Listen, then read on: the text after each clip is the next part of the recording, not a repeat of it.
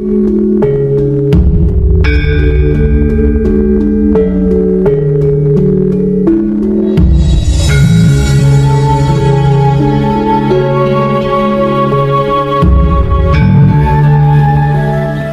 Mas, terkait dengan Sabdo Palon, Mayo Genggong dengan Eyang Semar, apakah Sabdo Palon itu juga merupakan sanepan atau sosok? Sifat manifestasi dari sifat Ibu Pertiwi, bumi, bukan sosok ya? itu bisa diimajinasi dalam bentuk sosok. Dewa-dewa apa ya enak tuh kan jiwa nih teman. Betul. Kan dewa kan manifestasi tuh, kayak Wisnu itu kan manifestasi dari atmosfer. Jiwane dari atmosfer itu bisa diimajinasi dalam bentuk sosok. Karena leluhur kita sudah membuat misalkan enek patung Wisnu apa wayang bentuk Wisnu, ya akhirnya kita imajinasi berdasarkan apa yang kita lihat semenjak dari lahir kita sekarang sampai sekarang, ngerti Wisnu bentuk ngono akhirnya terimajinasi dalam bentuk begitu. Misal dibentuk dalam bentuk lain, masih imajinasinya seperti yang lain itu. Jadi mengikuti imajinasi memori otak kita. Jadi kalau kita mempelajari ilmu spiritual juga, intelektual kita, tingkat kecerdasan dan kesadaran kita juga dipakai, itu yang namanya tingkat kesadaran. Jadi benar-benar kita detail itu. Ada orang bingung, iki kok iso bentuk sosok, karena sosok itu termanifest.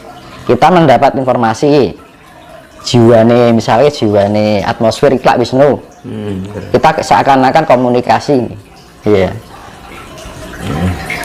karena kita sudah ada gambaran sejak kecil, misalnya lihat patung Wisnu bentuknya terimajinasi dalam pikiran otak kita. Nah, ya kita menggambarkan, kita padahal ngobrolnya karo atmosfer. Alam itu bisa diajak ngobrol kan, tapi biar kita komunikasinya lebih mudah, kita harus diwujudkan dalam sebuah imajinasi yang kita tahu berdasarkan sejarah, tapi kita melihatnya tidak sosoknya itu, tapi jiwanya. Tapi zaman sekarang orang lihatnya sosoknya, tapi bukan kandungan unsur yang ada di dalam sosok itu. Ini mau saiki nyawangi sosok. Nah akhirnya orangnya kok nek sing disawangki pikirane dhewe. Ya iki lho. Halusinasinya dhewe. Memang dari kedua tokoh itu, antara Eyang Semar sama Sabdo Palon, itu kan banyak, bahkan saya sendiri lah, itu kan merupakan sosok kan. Bahkan sampai orang sampai sekarang tuh menganggapnya dua tokoh ini kan sosok. Buktinya ada perjanjian Sabdo Palon sama Sesubagir, ya kan. Berarti kan kita menganggapnya kan sosok kan Sabdo Palon.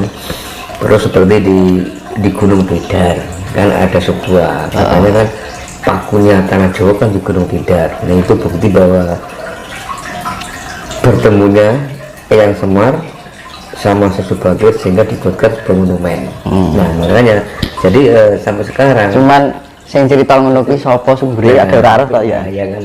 Jadi makanya saya pengen Mas Bagus meluruskan lah biar kita ini makanya kan nggak salah paham. Ayolah negeri kita Lemuria ini biar tidak terbelenggu oleh kebodohan seperti itu kan, ya toh.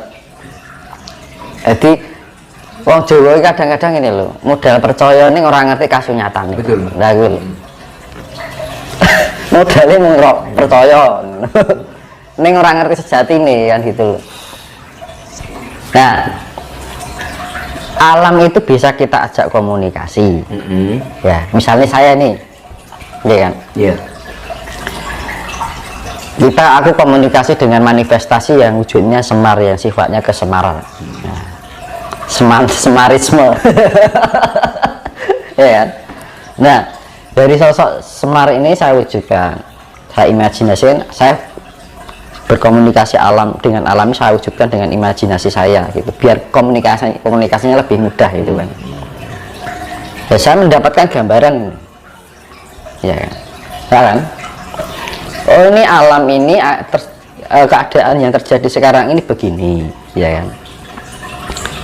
Ini saya begini, saya mempunyai pandangan ke depan itu nanti 500 tahun mendatang itu akan terjadi ini.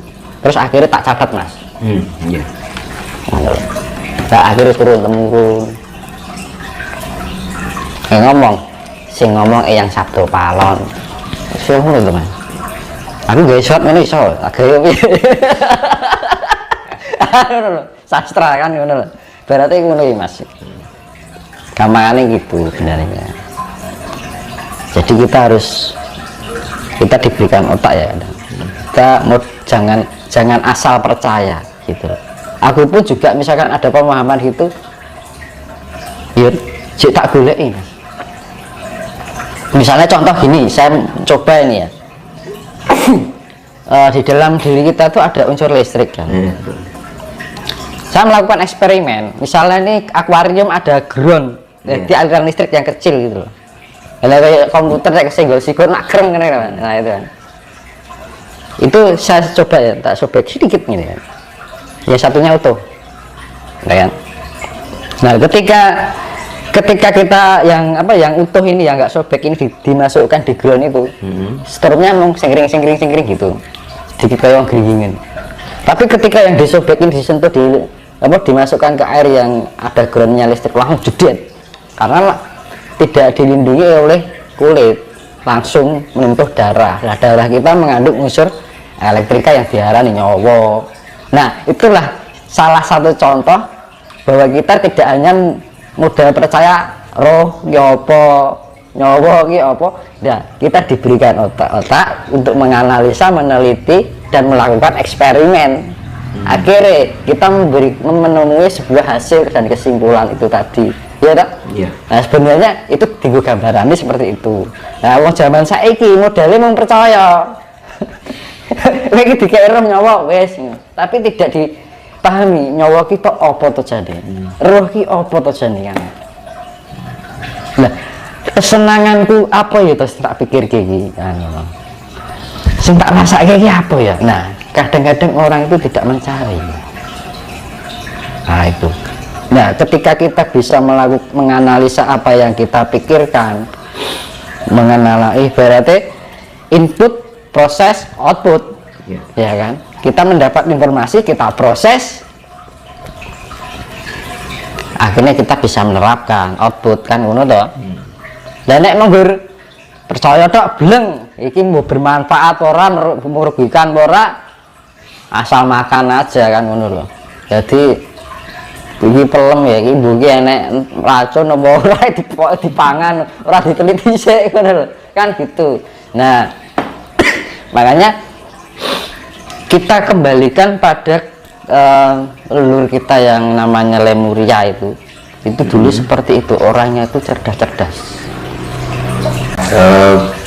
Sebelum kita dihadapkan pada situasi bahkan zaman peradaban baru, mungkin akan ada di tatanan kehidupan baru. Bagaimana Mas agar kita ini siap dalam menyambut tatanan kehidupan baru? Bekal apa yang harus kita miliki untuk menghadapi peradaban baru? Monggo Mas, bisa dengan jelaskan.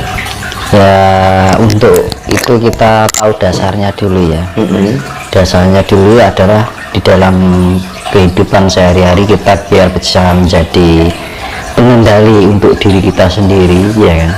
Biar kita bisa menjadi pemimpin untuk diri kita terlebih dahulu. Jadi kita jangan terlalu berpikir jauh-jauh dulu supaya dipantaskan untuk menjadi umat di peradaban baru. Jadi kan banyak kan sekarang kan orang terlalu muluk-muluk terlebih dahulu kan.